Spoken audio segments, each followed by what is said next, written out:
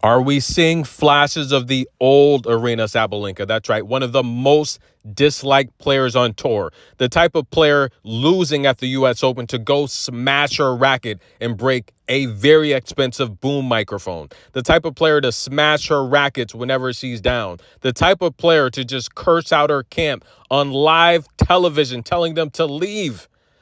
And after that first set loss to Coco Gauff in the tiebreak, she would take a tennis ball, and who knows where it ended up. This video is brought to you via the Doctrine of Fair Use to Fair Dealing and the Digital Millennium Act. That's Coco's expression. After Sabalenka did what she did, she couldn't believe it. I couldn't believe it. And then she would go off and take a very long bathroom break. Yes, ladies and gentlemen, Coco sitting down on her bench. And yes, she would then go hit balls, stay loose.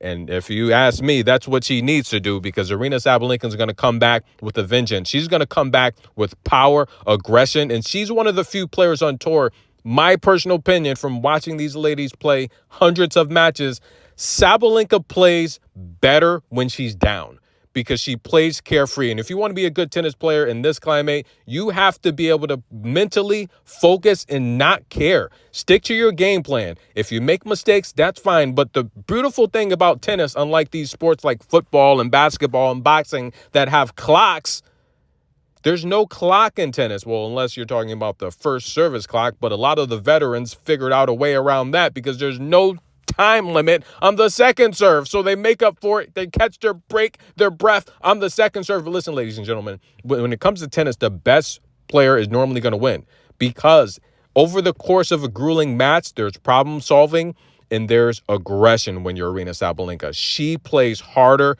tougher, and stronger when she's down. And I just feel that's just that extra momentum that encourages her to really destroy opponents, attack the back foot, overpower them.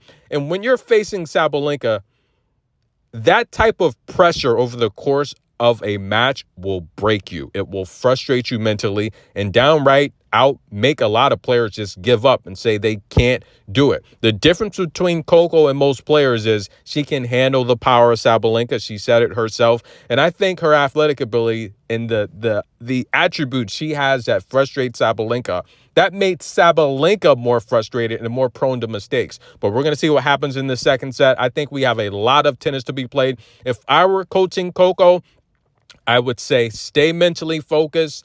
Do not get discouraged when Sabalenka overpowers you in some of these exchanges. It's going to happen. She's a very strong, aggressive, good tennis player. She's ranked #1 in the world for a reason. Stick to the game plan. Do not get hard on yourself.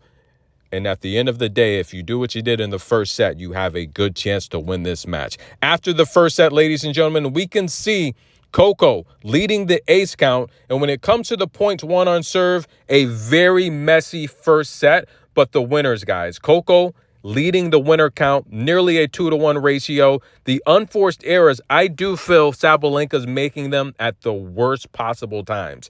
And she doesn't have any way to problem solve because she's not that strong coming forward. The only thing I would recommend Sabalenka do if she wants to extend this match is just continue to attack the forehand, play stronger, play more aggressive. It's as simple as that, but she's got to get aces. She needs free points. She has to get free points because at the end of the day, if we have a long second set like the first, I think stamina might be an issue with Sabalenka because Coco's the best athletically fit player on tour. You do not want to go 3 long sets with her. She's just going to wear you down.